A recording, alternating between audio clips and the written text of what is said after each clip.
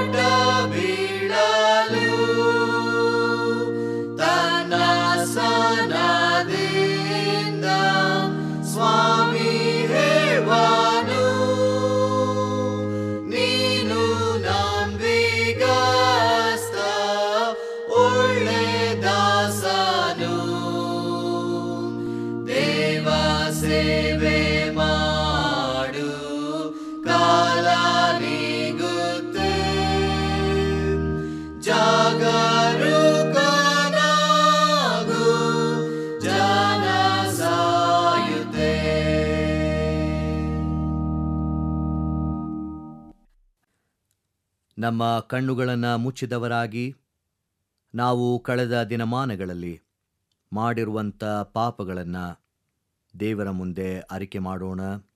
ನಮ್ಮಲ್ಲಿ ಪಾಪವಿಲ್ಲವೆಂದು ನಾವು ಹೇಳಿದರೆ ನಮ್ಮನ್ನು ನಾವೇ ಮೋಸಪಡಿಸಿಕೊಳ್ಳುತ್ತೇವೆ ಮತ್ತು ಸತ್ಯವೆಂಬುದು ನಮ್ಮಲ್ಲಿಲ್ಲ. ನಮಗಿರುವ ಮಹಾಯಾಜಕನು ನಮ್ಮ ನಿರ್ಬಲಾವಸ್ಥೆಯನ್ನು ಕುರಿತು ಅನುತಾಪವಿಲ್ಲದವನಲ್ಲ.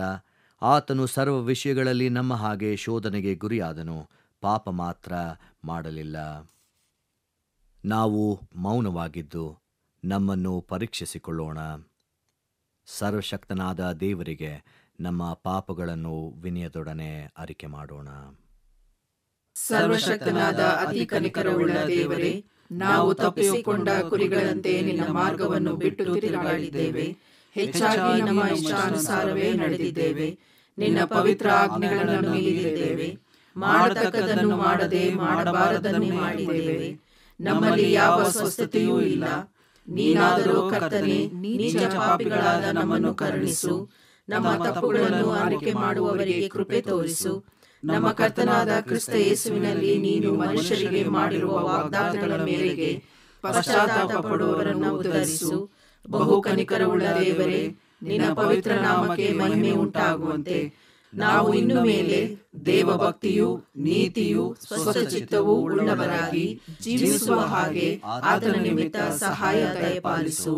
ಆಮೆನ್. ನಮ್ಮ ಪಾಪಗಳನ್ನು ಒಪ್ಪಿಕೊಂಡಂತ ನಾವು ನಮ್ಮ ದೇವರಿಂದ ಸಿಗುವಂಥ ಪಾಪ ಕ್ಷಮೆಯನ್ನು ಹೊಂದಿಕೊಳ್ಳೋಣ. ಸರ್ವಶಕ್ತನಾದ ಮಹಾಕರುಣೆಯುಳ್ಳ ಕರ್ತನು ನಮ್ಮ ಪಾಪಗಳನ್ನೆಲ್ಲ ಕ್ಷಮಿಸಿ ಪರಿಹರಿಸಿ ಬಾಳನ್ನು ತಿದ್ದುಕೊಳ್ಳುವುದಕ್ಕೆ ಸಮಯವನ್ನು ಪವಿತ್ರಾತ್ಮನಿಂದ ಆಗುವ ಸುಪ್ರೇರಣೆಯನ್ನು ಆದರಣೆಯನ್ನು ನಮಗೆ ದಯಪಾಲಿಸಲಿ. ಆಮೇನ್. ದೇವರನ್ನ ಸ್ತುತಿಸುವ ಹಾಗೆ ಸಂಕೀರ್ತನೆಯನ್ನ ಹಾಡಿಕೊಳ್ಳೋಣ.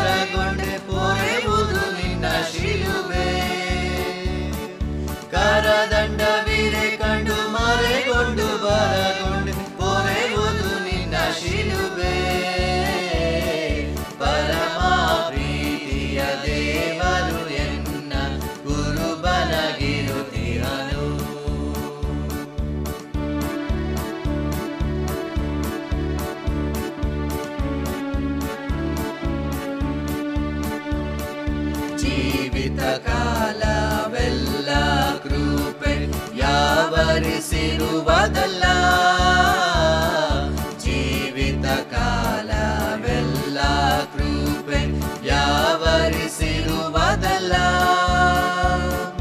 ಜೀವದಿ ಭಾವದಿ ಯಾವ ಜೀವಾವಧಿ ನಾವಾಸಿಸುವೆ ನಿನ್ನೋಳು, ಜೀವದಿ ಭಾವದಿ ಯಾವ ಜೀವಾವಧಿ ನಾವಾಸಿಸುವೆ ನಿನ್ನೋಳು.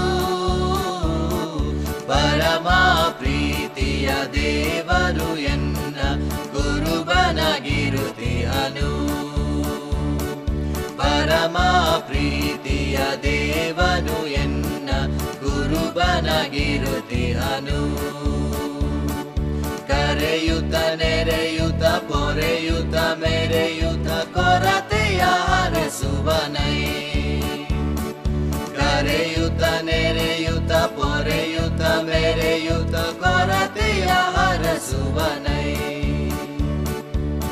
ದೇವರ ವಾಕ್ಯವನ್ನು ಕೇಳುವುದಕ್ಕಿಂತ ಮುಂಚೆ ಪ್ರಾರ್ಥನೆ ಮಾಡೋಣ. ದೇವರೇ, ನಿನ್ನ ವಾಕ್ಯ ಮತ್ತೊಮ್ಮೆ ನಮ್ಮ ಕೂಡ ಮಾತಾಡಲಿ.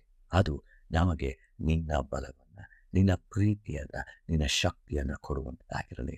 ಆಮೇಲೆ ಪ್ರಿಯರೇ, ಇಂದಿನ ಶೀರ್ಷಿಕೆ ಕಾಸ್ಟ್ ಆಫ್ ಡಿಸೈಪಲ್ಶಿಪ್. ನೇರವಾಗಿ ಇದನ್ನು ತರ್ಜುಮೆ ಮಾಡಬೇಕಾದರೆ ಶಿಷ್ಯತ್ವದ ಬೆಲೆ ಎಂಬುದಾಗಿ ನಾವು ಇದನ್ನು ತರ್ಜುಮೆ ಮಾಡಬಹುದು. ಆದರೆ ಕೇವಲ ಇಷ್ಟೇ ಅರ್ಥವನ್ನು ಇದು ಹೊಂದಿರುವುದಿಲ್ಲ. ನಾವು ಸತ್ಯವೇದವನ್ನು ಓದುವಾಗ ಇದರಲ್ಲಿ ನಮಗೆ ಹೆಚ್ಚೆಚ್ಚಾಗಿ ಕಂಡುಬರುವಂಥ ಒಂದೇ ಒಂದು ಶೀರ್ಷಿಕೆ ಈ ಶಿಷ್ಯತ್ವ. ಅಲ್ಲಿಗೆ ನಿಜವಾದ ಶಿಷ್ಯರು ನಾವಾಗಬೇಕಾದರೆ ಯಾವ ರೀತಿಯಾದಂಥ ಬೆಲೆಯನ್ನು, ಕ್ರಯವನ್ನು ನಾವು ತೆತ್ತಬೇಕಾಗಿದೆ. ಇದು ಪ್ರಾಮುಖ್ಯವಾಗಿರುವಂತಹ ಸಂಗತಿ. ಕಾಸ್ಟ್ ಆಫ್ ಡಿಸೈಪಲ್ಶಿಪ್, ಶಿಷ್ಯತ್ವದ ಬೆಲೆ ಎಂಬುದಾಗಿ ಹೇಳುವಾಗ ಕೇವಲ ಹೆಸರಿಗಾಗಿ ಮಾತ್ರವೇ ನಾವು ದೇವರ ಶಿಷ್ಯರಾಗಿದ್ದೇವಾ, ಆತನ ಅನುಯಾಯಿಗಳಾಗಿದ್ದೇವಾ, ಅಥವಾ ನಿಜವಾಗಿಯೂ ನಾವು ಆತನನ್ನು ಪಾಲಿಸುವಂಥವರಾಗಿದ್ದೇವಾ ಅನ್ನುವಂತಹ ಅರ್ಥದೆಡೆಗೆ ನಮ್ಮನ್ನು ಈ ದಿನದ ಶೀರ್ಷಿಕೆ ನಡೆಸುವಂಥದ್ದಾಗಿರ್ತದೆ.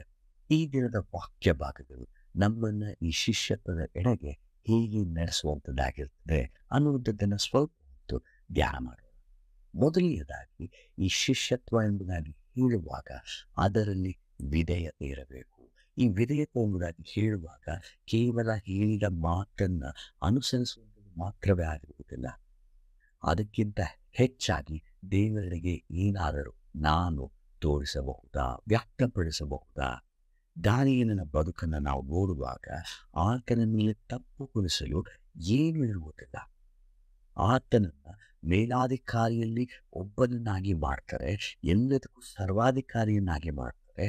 ಅದರ ಮಧ್ಯದಲ್ಲಿ ಆತನ ಜೊತೆ ಕೆಲಸ ಮಾಡುವಂಥವರು ದಾನಿಯೇಲನ ಜೀವಿತದಲ್ಲಿ ಹುಡುಕಲು ಏನೂ ತಪ್ಪು ಕಂಡುಬರುವುದಿಲ್ಲ.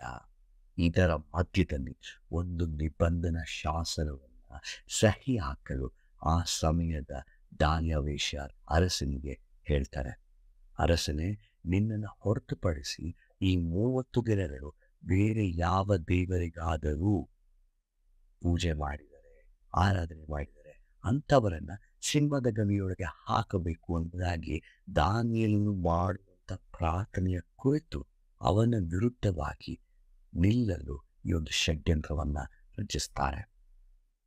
ದಾನಿಯೇಲ ಪುಸ್ತಕ 6ನೇ ಅಧ್ಯಾಯ 10ನೇ ವಚನ ಹೇಳುತ್ತೆ, ಈ ಶಾಸನಕ್ಕೆ ರುಜುವಾದ ನಂತರ, ಅಂದರೆ ರಾಜನು ಅರಸನು ಸಹ ಕಾಪಾಡಲು ಆಗುವುದಿಲ್ಲ ಎಂಬುದಾಗಿ ತಿಳಿದ ನಂತರ ದಾನಿಯೇಲನು ಯಥಾ ಪ್ರಕಾರ ದಿನಕ್ಕೆ 3 ಆವರ್ತಿ ಮೊಳಕಾಲೂರಿ ತನ್ನ ದೇವರಿಗೆ ಪ್ರಾರ್ಥನೆ ಮಾಡಿ ಸ್ತೋತ್ರವನ್ನು ಸಲ್ಲಿಸಿದನಂತೆ. ಇದು ಶಿಷ್ಯತ್ವದ ಬೆಲೆ. ಆತನಿಗೆ ಗೊತ್ತು, ಸಿಂಹದ ಗವಿಗೆ ತನ್ನನ್ನು ಹಾಕ್ತಾರೆ, ತಾನು ತನ್ನ ಸ್ಥಳದಲ್ಲಿ ಅಂದರೆ ಯೆರೂಸಲೇಮಿನಲ್ಲಿದ್ದ ಬೇರೆ ಎಲ್ಲೋ ಒಬ್ಬ ದಾಸನಾಗಿ ಅರಸನಿಗೆ ಸೇವೆ ಮಾಡ್ತಾ ಇದ್ದಾನೆ.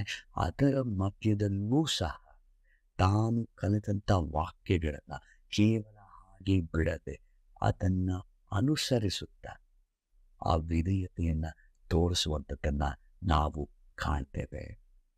ಶಿಷ್ಯತ್ವ ಎಂಬುದಾಗಿ ಹೇಳುವಾಗ ಆ ಸಿಂಹದ ಗವಿ ತನ್ನ ಮುಂದೆ ಇದ್ದಾಗ್ಯೂ ಶಾಸನಕ್ಕೆ ರುಜುವಾದ ನಂತರವೂ ಸಹ ತಾನು ದೇವರನ್ನು ಅನುಸರಿಸ್ತೇನೆ ಎಂಬುದಾಗಿ ವಿಧೇಯನಾಗಿ ಆತನು ಮಾಡುವಂಥ ಕಾರ್ಯ ಈ ಶಿಷ್ಯತ್ವದ ಬೆಲೆಯಾಗಿರ್ತದೆ. ಆತನು ಸುಮ್ಮನೆ ಆಗಿರಬಹುದಾಗಿತ್ತು, ಸ್ವಲ್ಪ ದಿನ ಸುಮ್ಮನೆ ಬಿಡೋಣ, ಆಮೇಲೆ ಈ ಸನ್ನಿವೇಶಗಳು ತಿಳಿಯಾದ ನಂತರ ಮತ್ತೊಂದು ಪ್ರಾರ್ಥನೆ ಮಾಡೋಣ. ಇಲ್ಲ, ಶಾಸನಕ್ಕೆ ರುಜುವಾದದ್ದು ದಾನಿಯೇಲನಿಗೆ ತಿಳಿದಾಗ ಆತನು ಹೋಗಿ ಪ್ರಾರ್ಥನೆ ಮಾಡ್ತಾನಂತೆ.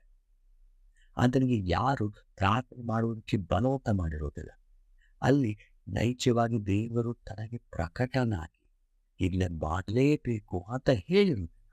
ಆದರೆ ದಾನಿಯೇಲನು ಅದನ್ನು ಮಾಡ್ತಾನೆ. ಈ ರೀತಿಯಾದಂಥ ವಿಧೇಯತೆ ನನ್ನಲ್ಲಿ ನಿಮ್ಮಲ್ಲಿ ಇದೆಯಾ?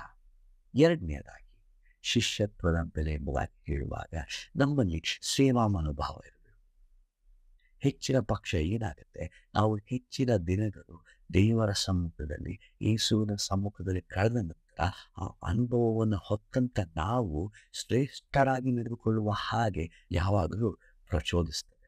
ಅಯ್ಯೋ, ನಾನೇ ಉತ್ತಮ, ನಾನೇ ಎಲ್ಲರಿಗಿಂತ ಹೆಚ್ಚು ಅನ್ನುವಂಥ ಭಾವನೆ ನಮ್ಮಲ್ಲಿ ಬರುವ ಹಾಗೆ ನಮಗೆ ಸಹಾಯ ಮಾಡ್ತದೆ. ಆದರೆ ಸ್ವಾಮಿ ಹೇಳುವಂಥದ್ದು, ಆ ಸಂದರ್ಭಗಳೂ ಸಹ ನೀನು ಸೇವಾ ಮನೋಭಾವವನ್ನು ಹೊತ್ತಂಥವನು ಆಗಿದೆಯಾ? ಯಾಕೋಬ ಯೋಹಾನನಿಗೆ ಒಂದು ಪ್ರಶ್ನೆ, ದೇವರೇ, ನೀನು ನಿನ್ನ ರಾಜ್ಯವನ್ನ ಪಡೆದವನಾಗಿ ಬರುವಾಗ ರಿಸರ್ವೇಶನ್ ಬೇಕು, ಒಬ್ಬನಿಗೆ ಬಲಗಡೆ ಒಬ್ಬನಿಗೆ ಎಡಗಡೆ ಸೀಟ್ ಕೊಡಪ್ಪ. ಯೇಸುಸ್ವಾಮಿ ಹೇಳ್ತಾರೆ, ಅದು ನನ್ನ ಕೈಯಲ್ಲಿಲ್ಲ. ನೀವು ನಾನು ಏನೇನು ಮಾಡ್ತೇನೆ ಅದೆಲ್ಲ ಮಾಡುವುದಕ್ಕೆ ಶಕ್ತರಾಗಿರ್ಬೋದು, ಆದರೆ ಆ ಅಧಿಕಾರ ಕೇವಲ ತಂದೆ ದೇವರಿಗೆ ಮಾತ್ರವೇ ಇದೆ. ಆದರೆ ಒಂದು ವಿಷಯ ನಾನು ಹೇಳ್ತೇನೆ ಕೇಳಿ, ನೀವು ಎಲ್ಲರಲ್ಲಿಯೂ ಮುಂದೆ ಆಗ್ಬೇಕಂದ್ರೆ ನೀವು ಕಡೆಯವರಾಗಿರಬೇಕು. ಮಾರ್ಕನ ಸುವಾರ್ತೆ 10ನೇ ಅಧ್ಯಾಯ 45ನೇ ವಚನ, ಮನುಷ್ಯ ಕುಮಾರನು ಸಹ ಸೇವೆ ಮಾಡಿಸಿಕೊಳ್ಳುವುದಕ್ಕೆ ಬರಲಿಲ್ಲ, ಸೇವೆ ಮಾಡುವುದಕ್ಕೂ ಅನೇಕರನ್ನು ಬಿಡಿಸಿಕೊಳ್ಳುವುದಕ್ಕಾಗಿ ತನ್ನ ಪ್ರಾಣವನ್ನು ಈಡುಕೊಡುವುದಕ್ಕೂ ಬಂದನು. ಉದ್ದೇಶ ನೋಡಿ, ಸೇವಾ ಮನೋಭಾವ. ಇತರರಿಗೋಸ್ಕರ ಕಾರ್ಯವನ್ನ ಮಾಡಲು ತನ್ನ ಸ್ವಂತ ಮಗನು ಬರುವಂಥದ್ದನ್ನು ನಾವು ಕಾಣ್ತೇವೆ. ಸೇವಾ ಮನೋಭಾವ. ಸೇವೆ ಮಾಡಿಸಿಕೊಳ್ಳುವುದಕ್ಕಲ್ಲ, ಸೇವೆ ಮಾಡುವುದಕ್ಕೆ. ಇದರ ಜೊತೆಗೆ ಮತ್ತೊಂದು ಉದ್ದೇಶ, ನಾನು ಯಾಕೆ ಈ ಲೋಕದಲ್ಲಿದ್ದೇನೆ, ಆ ಉದ್ದೇಶವನ್ನು ನಾನು ಈ ಲೋಕದಲ್ಲಿ ಪರಿಪೂರ್ಣ ಮಾಡ್ತಾ ಇದ್ದೇನೆ. ಸೇವಾ ಮನೋಭಾವ ಎಂಬುದಾಗಿ ಹೇಳುವಾಗ ನಮ್ಮನ್ನು ತಗ್ಗಿಸಿಕೊಂಡವರಾಗಿ ದೇವರ ಚಿತ್ತಕ್ಕೆ ಒಪ್ಪಿಸಿಕೊಡುವಂಥದ್ದು. ಇದು ಶಿಷ್ಯತ್ವದ ಬೆಲೆ. ನಾವು ಶಿಷ್ಯರೆಂಬುದಾಗಿ ಹೇಳಿಕೊಳ್ಳುವಾಗ ನಮಗೆ ಏನು ಅನ್ನಿಸ್ತದೆ ಅದರ ಪ್ರಕಾರ ನಡೆಯುತ್ತೆ. ಸಂಪೂರ್ಣವಾಗಿ ನಮ್ಮನ್ನು ದೇವರಿಗೆ ಒಪ್ಪಿಸಿಕೊಟ್ಟವರಾಗಿ ಸೇವಾ ಮನೋಭಾವದಿಂದ ಆ ಉದ್ದೇಶವನ್ನು ಪರಿಪೂರ್ಣ ಮಾಡುತ್ತಿದ್ದೇವಾ? ಇದನ್ನು ನಾವು ನಮ್ಮೊಳಗೆ ಪ್ರಶ್ನಿಸಿಕೊಳ್ಳಬೇಕಾಗಿದೆ. ಕಾಸ್ಟ್ ಆಫ್ ಡಿಸೈಪಲ್ಶಿಪ್ ಎಂಬುದಾಗಿ ಹೇಳುವಾಗ ಅದು ಒಂದು ಸಲೀಸಾಗಿರುವಂತಹ ಒಂದು ಪಯಣವಲ್ಲ, ಎಲ್ಲವೂ ಸುಖಕರವಾಗಿರುವಂತಹ ಪಯಣವಲ್ಲ, ಕೇವಲ ಮನಸ್ಸೋ ಇಚ್ಛೆ, ನಮ್ಮ ಮನಸ್ಸೋ ಇಚ್ಛೆ ನಡೆಯುವಂತಹ ಪಯಣವಲ್ಲ. ಅದು ಇತರರಿಗೋಸ್ಕರ ದೇವರು ನನ್ನ ಜೀವಿತದಲ್ಲಿ ಇಟ್ಟಿರುವಂಥ ಉದ್ದೇಶವನ್ನು ಪರಿಪೂರ್ಣತೆಯೊಂದಿಗೆ ನಡೆಸುವುದರ ಮೂಲಕ ಆತನಿಗೆ ನಮ್ಮನ್ನು ನಾವು ಒಪ್ಪಿಸಿಕೊಳ್ಳುವಂಥವರಾಗಿದ್ದೇವಾ? ಇದು ನಿಜವಾದ ಶಿಷ್ಯತ್ವ. ಹಾಗೂ ಕಡೆಯದಾಗಿ ಶಿಷ್ಯತ್ವದ ಬೆಲೆ ಅಥವಾ ಶಿಷ್ಯತ್ವ ಎಂಬುದಾಗಿ ಹೇಳುವಾಗ ನಮ್ಮ ಶಿಲುಬೆಯನ್ನು ಪ್ರತಿನಿತ್ಯ ಹೊತ್ತವರಾಗಿ ಆತನ ಹಿಂದೆ ಸಾಗುವಂಥದ್ದು. ನೋಡಿ, ಶಿಲುಬೆ ಎಂಬುದಾಗಿ ಹೇಳುವಾಗ ಅದರಲ್ಲಿ ಹಿರಿಯ ಮಾತು ಯಾವುದೂ ಇಲ್ಲ.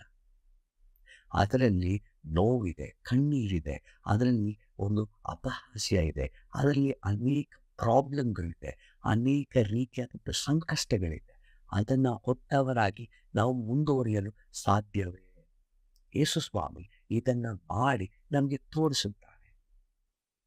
ಕೊರಿಂಥ 2ನೇ ಪತ್ರಿಕೆ 6ನೇ ಅಧ್ಯಾಯ 1ರಿಂದ 10ನೇ ವಚನದವರೆಗೂ ಪೌಲನು ಸುಂದರವಾಗಿ ಆ ಕೊರಿಂಥ ಸಭೆಯವರಿಗೆ, ನೀವು ಕೃಪೆಯನ್ನು ಹೊಂದಿದ್ದೀರಾ, ಅದನ್ನು ವ್ಯರ್ಥವಾಗುವುದಕ್ಕೆ ಬಿಡಬೇಡಿ, ಯಾವ ರೀತಿಯಲ್ಲಿ ನೀವು ಬದುಕಬೇಕು, ನಾವು ಯಾವ ರೀತಿಯಲ್ಲಿ ಬದುಕ್ತಾ ಇದ್ದೇವೆ ಪ್ರತಿನಿತ್ಯ ಎಂಬುದಾಗಿ ತೋರಿಸುವಂಥದ್ದನ್ನು ನಾವು ಕಾಣ್ತೇವೆ. ಆ ಸಮಯದಲ್ಲಿ ಹೇಳ್ತಾನೆ, ಈಗಲೇ ಆ ಸುಪ್ರಸನ್ನತೆಯ ಕಾಲ, not tomorrow, not day after tomorrow, not next year.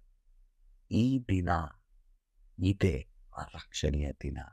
ನಾವು ಶಿಲುಬೆಯನ್ನು ಹೊತ್ತವರಾಗಿ ನಡೆಯುತ್ತಲಿದ್ದೇವೆ.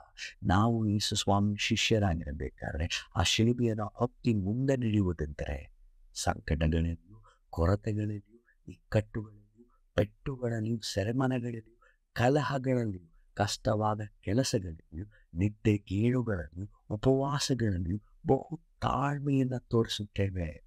ನಮ್ಮ ಜೀವಿತ ಹಾಗೆ ಇದೆಯಾ?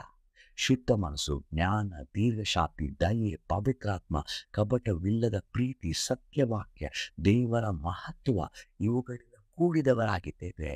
ಇದು ನಮ್ಮನಿದೆಯಾ? ನೀತಿ ಎಂಬ ಆಯುಧಗಳನ್ನು ಧರಿಸಿಕೊಂಡಿದ್ದೇವ? ಮಾನ, ಅವಮಾನ, ಕೀರ್ತಿ, ಅಪಕೀರ್ತಿ ಹೊಂದಿದವರಾಗಿದ್ದೇವ? ಮೋಸಗಾರರೆನ್ನಿಸಿಕೊಂಡರು, ಸತ್ಯವಂತರು, ಅಜ್ಞಾತರೆನ್ನಿಸಿಕೊಂಡರು, ವಿಜ್ಞಾತರು, ಸಾಯುವವರಾಗಿ ತೋರಿದರು, ಬದುಕುವವರು ಆಗಿದ್ದೇವ?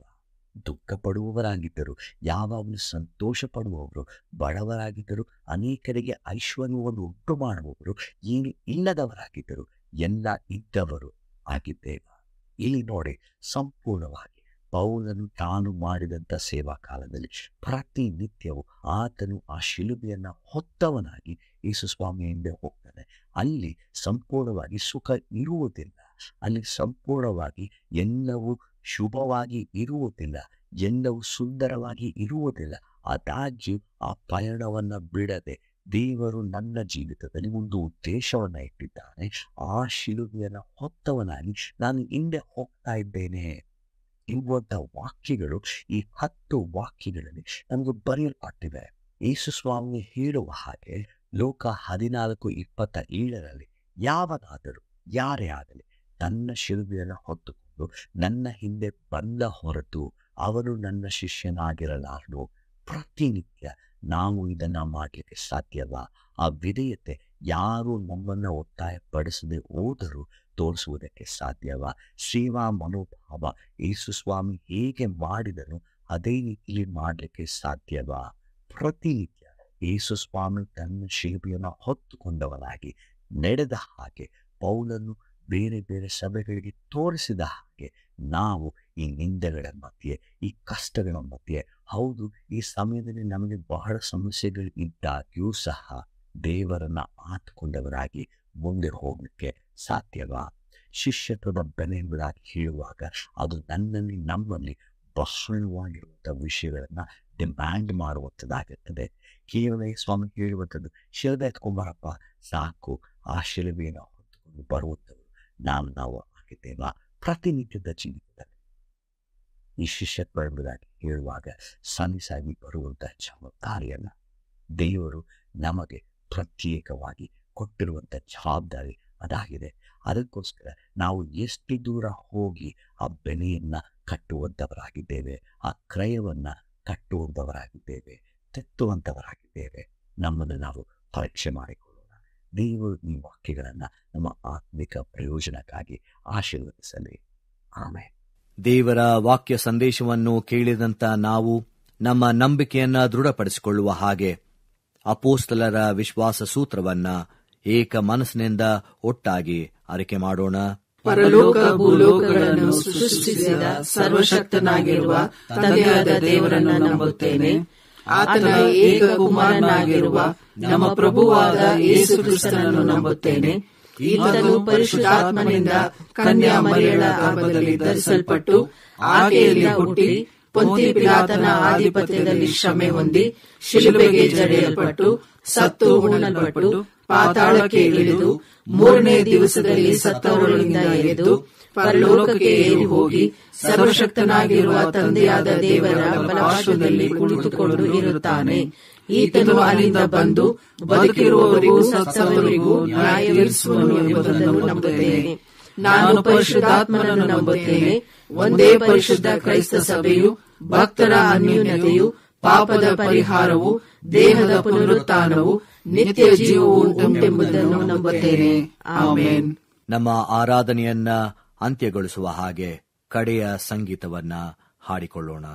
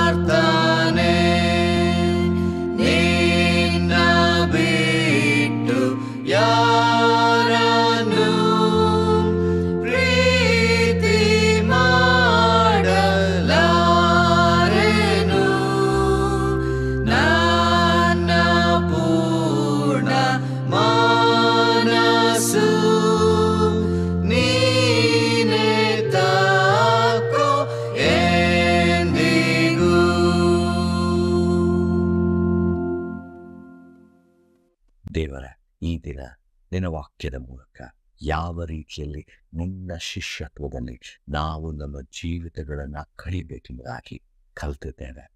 ಯಾವ ರೀತಿಯಲ್ಲಿ ವಿಧೇಯರಾಗಿರಬೇಕು, ಯಾವ ರೀತಿಯಲ್ಲಿ ಸೇವಾ ಮನೋಭಾವನೆಯನ್ನು ಹೊಂದಿರಬೇಕು, ಯಾವ ರೀತಿಯಲ್ಲಿ ಪ್ರತಿನಿತ್ಯವೂ ನೀನು ನಿನ್ನ ಶಿಲುಬೆಯನ್ನು ಹೊತ್ತ ಹಾಗೆ ನಾವು ನಮ್ಮ ಶಿಲುಬೆಯನ್ನು ಹೊತ್ತು ನಿನ್ನನ್ನು ಹಿಂಬಾಲಿಸಬೇಕು ಎಂಬುದಾಗಿ ಕಲಿತಿದ್ದೇವೆ ಸ್ವಾಮಿ. ಅದನ್ನು ನಾವು ಎಂದಿಗೂ ಮರೆಯದೆ ಪ್ರತಿನಿತ್ಯವೂ ಪ್ರಯತ್ನಿಸುತ್ತಾ ಈ ರಕ್ಷಣೆಯ ದಿನದಲ್ಲಿ, ಈ ಪ್ರಸನ್ನತೆಯ ಕಾಲದಲ್ಲಿ ನಿನ್ನ ಸಂಘಕ್ಕೆ ಇನ್ನೂ ಹೆಚ್ಚಾಗಿ ಬರುವ ಹಾಗೆ ಸಹಾಯ ಮಾಡು ದೇವರೇ. ಸಮಾಜದಲ್ಲಿ ನಾವು ಬದುಕುವಾಗ ನಿನಗೆ ಶಿಷ್ಯರಾಗಿ ಬದುಕುವ ಹಾಗೆ ಸಹಾಯ ಮಾಡು. ಆಮೆನ್. ಕರ್ತನು ತಾನೇ ಕಲಿಸಿಕೊಟ್ಟ ಪ್ರಾರ್ಥನೆಯನ್ನ ನಾವು ಏಕ ಮನಸ್ಸಿನಿಂದ ಆರಿಕೆ ಮಾಡೋಣ. ಪರಲೋಕದಲ್ಲಿರುವ ನಮ್ಮ ತಂದೆಯೇ, ನಿನ್ನ ನಾಮವು ಪರಿಶುದ್ಧವೆಂದು ಎಣಿಸಲ್ಪಡಲಿ. ನಿನ್ನ ರಾಜ್ಯವು ಬರಲಿ. ನಿನ್ನ ಚಿತ್ತವು ಪರಲೋಕದಲ್ಲಿ ನೆರವೇರುವ ಪ್ರಕಾರ ಭೂಲೋಕದಲ್ಲಿಯೂ ನೆರವೇರಲಿ. ನಮ್ಮ ಅನುದಿನದ ಆಹಾರವನ್ನು ಈ ಹೊತ್ತು ದಯಪಾಲಿಸು. ನಮಗೆ ತಪ್ಪು ಮಾಡಿದವರನ್ನು ನಾವು ಕ್ಷಮಿಸಿದಂತೆ ನಮ್ಮ ತಪ್ಪುಗಳನ್ನು ಕ್ಷಮಿಸು. ನಮ್ಮನ್ನು ಶೋಧನೆಯೊಳಗೆ ಸೇರಿಸದೆ ಕೇಡಿನಿಂದ ನಮ್ಮನ್ನು ತಪ್ಪಿಸು. ರಾಜ್ಯವು, ಬಲವು, ಮಹಿಮೆಯು ಸದಾಕಾಲ ನಿನ್ನವೇ. ಆಮೇನ್. ನಂಬಿಕೆಯಿಂದ ದೇವರ ಆಶೀರ್ವಾದವನ್ನು ಹೊಂದಿಕೊಳ್ಳೋಣ. ನಮ್ಮ ಕರ್ತನಾದ ಯೇಸು ಕ್ರಿಸ್ತನ ಕೃಪೆಯು, ತಂದೆಯಾದ ದೇವರ ಪ್ರೀತಿಯು, ಪರಿಶುದ್ಧಾತ್ಮನಾದ ದೇವರ ಅನ್ಯೋನ್ಯತೆಯು, ಸಹವಾಸವು ವಿಶೇಷವಾಗಿ ಈ ಶಿಷ್ಯತ್ವದ ಹಾದಿಯಲ್ಲಿ ಇರುವಾಗ ಅನೇಕ ಕಷ್ಟಗಳ ಮಧ್ಯದಲ್ಲಿ ನಿನಗೆ ಸಾಕ್ಷಿಗಳ ಬದುಕನ್ನು ಬಾಳುವ ಹಾಗೆ ಸಹಾಯ ಮಾಡುವಂಥದ್ದಾಗಿರಲಿ. ಆಮೆನ್.